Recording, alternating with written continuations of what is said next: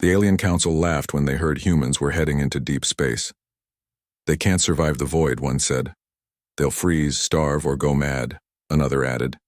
But then, one of their ships picked up a strange signal.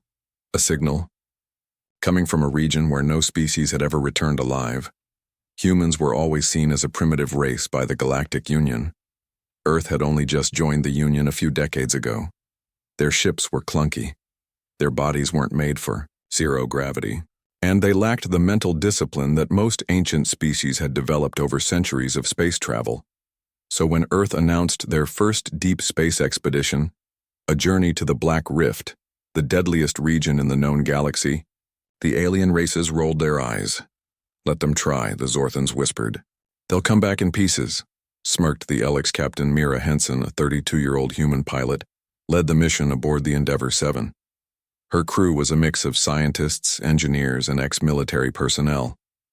They weren't born into space. They had to earn every inch of it, their mission, to cross the Black Rift and map the uncharted systems beyond. The Black Rift had swallowed every ship that entered. Some said it was full of ancient mines left by extinct species. Others believed creatures lived there, bigger than planets. No one knew for sure. And yet, the humans went in. For the first 3 days, the crew sent updates back to Earth and the Galactic Union. Then, silence. No signals. No beacons. Nothing. The Union declared them lost. A moment of silence was held. Humans were once again pitied. But 73 days later, a deep space relay on the edge of Union territory blinked. A weak signal came through. Grainy, static-filled, but clear enough to recognize a human voice. This is Captain Mira Henson. We've made it through. Shockwaves hit the Union. The impossible had happened. Her voice was calm, but her words carried weight. The rift is not empty. It's alive, and it listens. The Endeavour 7 had traveled through a living structure, a biomechanical maze that restructured itself constantly.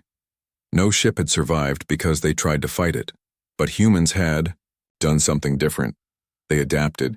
They learned its rhythms, its pulses. They used trial and error. They sacrificed. 2 of Mira's crew were lost in the process, but they found a path, not by controlling the rift, but by respecting it.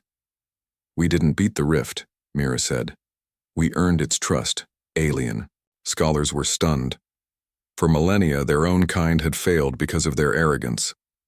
But humans, they used instinct, emotion, and a kind of raw courage that couldn't be explained by logic.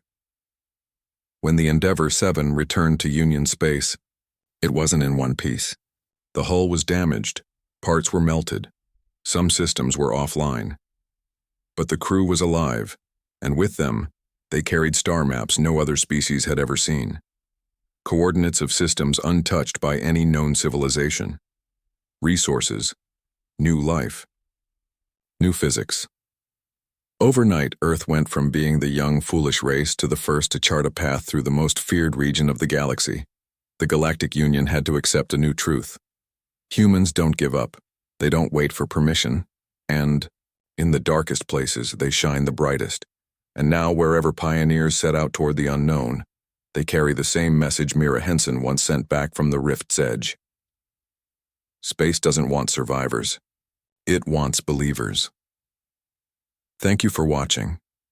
If this story inspired or amazed you, imagine what's still out there, waiting for us.